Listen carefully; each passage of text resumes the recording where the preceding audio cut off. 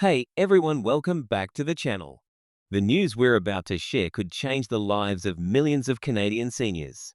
A major announcement has just come from one of the most powerful voices in global finance, and it's sending shockwaves across the country.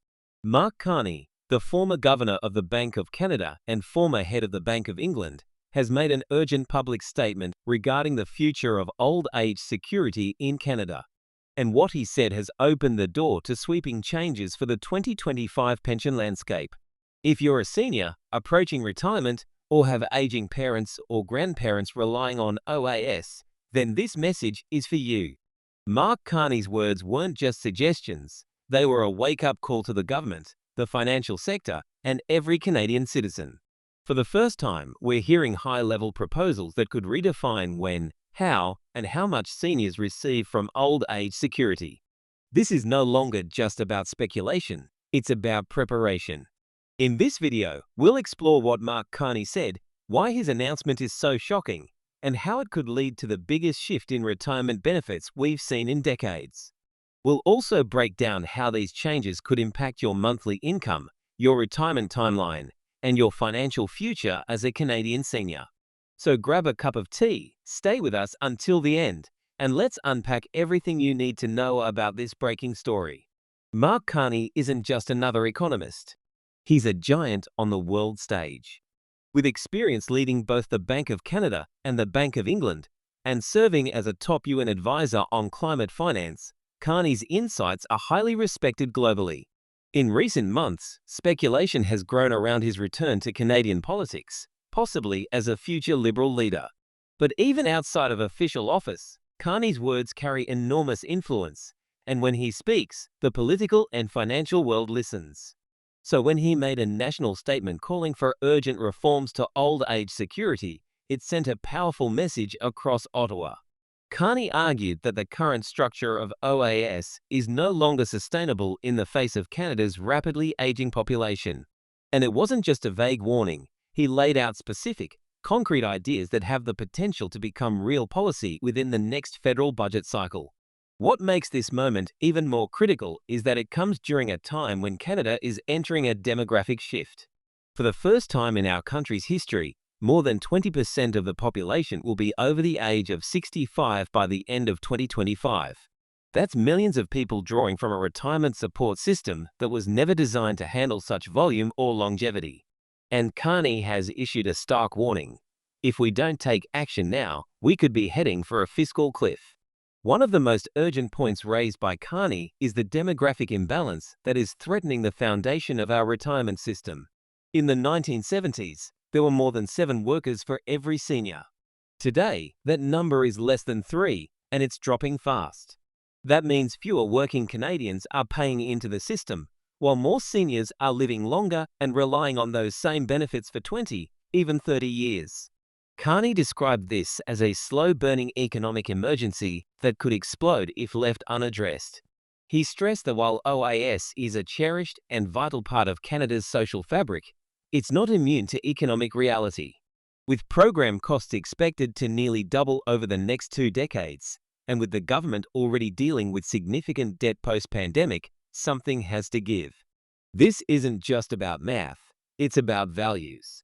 How do we preserve dignity for seniors while also protecting the next generation from financial collapse? That's the difficult question Carney is trying to answer. And he's not pulling any punches. In a detailed interview and written statement, Carney outlined 3 major proposals that have sparked intense discussion. These aren't just minor tweaks. They're significant shifts that could alter the very foundation of how old age security works in Canada. The first proposal is a move toward a tiered OAS benefit system based on income. Under the current model, most Canadians over 65 qualify for OAS regardless of wealth, and the benefit is clawed back only at very high income levels. Carney's proposal would adjust this, offering full benefits to low and middle income seniors, while gradually reducing payments for wealthier retirees. The idea, according to Carney, is to direct government resources where they're needed most, rather than offering universal payouts that some Canadians don't depend on. This proposal has already caused a stir, especially among seniors who feel they're being penalized for saving throughout their lives. Critics argue it would disincentivize responsible retirement planning. But Carney insists it's about fairness and sustainability. No senior should live in poverty, he said, but we must prioritize those who need help the most. The second, and perhaps most controversial, proposal is to raise the eligibility age for OAS in line with increasing life expectancy. Right now, Canadians can begin receiving old age security at age 65. But with average life expectancy now over 82, Carney suggests that the retirement age may need to shift to 66 or 67 in the coming years to reflect longer, healthier lifespans. This idea is not new. Stephen Harper's government once floated raising the age to 67, but it was quickly reversed by the Trudeau Liberals. Carney is bringing the idea back, but with a different approach. He suggests phasing it in slowly, and only for those not yet close to retirement. Still, many seniors groups see this as a dangerous road. They argue that not all Canadians have the same health outcomes or life expectancy, especially those in physically demanding jobs or lower-income communities. Carney's third major proposal is more forward-looking, the creation of a digital OAS retirement dashboard. This would be an online portal where Canadians can view all their retirement-related benefits in one place, including CPP, OAS, GIS, and private pensions. The goal is transparency, helping people make informed decisions about when to retire, how much they can expect to receive, and how different income levels or life choices may affect their payouts. This proposal has received widespread support, especially from financial planners and advocacy groups. In an increasingly digital world, many believe this kind of modernization is long overdue. As expected, Carney's announcement triggered immediate political responses. Within hours, MPs and party leaders were being asked to respond to the proposals, and reactions varied sharply.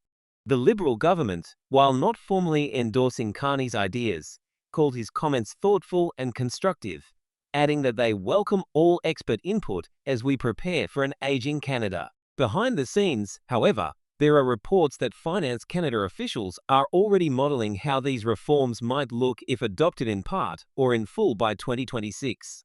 The Conservative Party was quick to push back, stating that any attempt to raise the OAS age or limit benefits would be a betrayal of seniors who played by the rules. They emphasized the need for broader economic growth, not benefit reductions.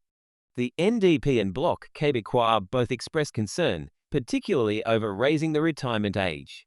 They argued that working-class seniors would be unfairly impacted and called for more investments in housing and healthcare rather than changes to OAS. Regardless of party stance, one thing is clear. Carney's remarks have sparked a national conversation that is only going to grow louder as we approach the next federal election. If you're already receiving OAS, rest easy for now. No cuts or immediate changes are on the table. Carney's proposals are just that, proposals. But the political winds are shifting, and it's very likely that changes to OAS could appear in the 2025 or 2026 federal budgets. If you're nearing retirement, say between the ages of 60 and 65, you'll want to keep a close eye on upcoming announcements. There could be adjustments to eligibility age or new income thresholds introduced that affect how much you receive. And if you're younger, say in your 40s or 50s, now is the time to start thinking about your retirement plans more carefully. Relying solely on government benefits may no longer be enough, and private savings could become even more essential in a post-reform world. Across Canada, seniors are reacting with a mixture of anxiety, hope, and frustration. Some see Carney's ideas as necessary steps to modernize a strained system.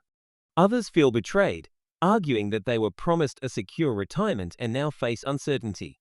In Vancouver, 72-year-old Helen said, "If they want to take from the rich and give to the poor, fine, but don't mess with our age of eligibility. We've earned this." Meanwhile, in Calgary, 66-year-old Devender told local media, "I've worked all my life. I don't mind change if it's fair, but I want to understand it clearly." They need to explain things better before jumping to conclusions. The truth is, this conversation is just beginning. And for once, it seems like the whole country is finally paying attention to the needs and voices of its senior citizens.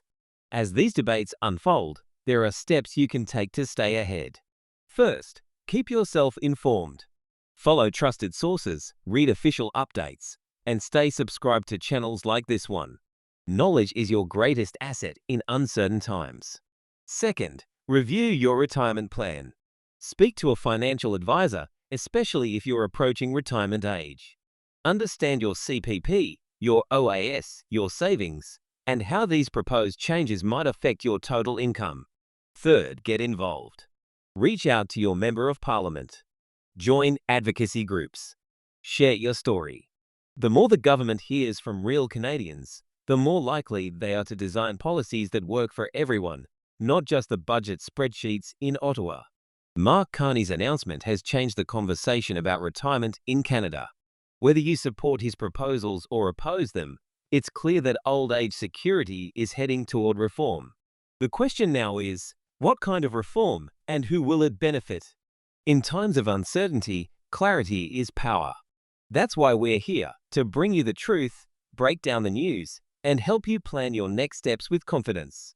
If you found this video helpful, please give it a thumbs up, subscribe to the channel, and hit that notification bell so you don't miss future updates.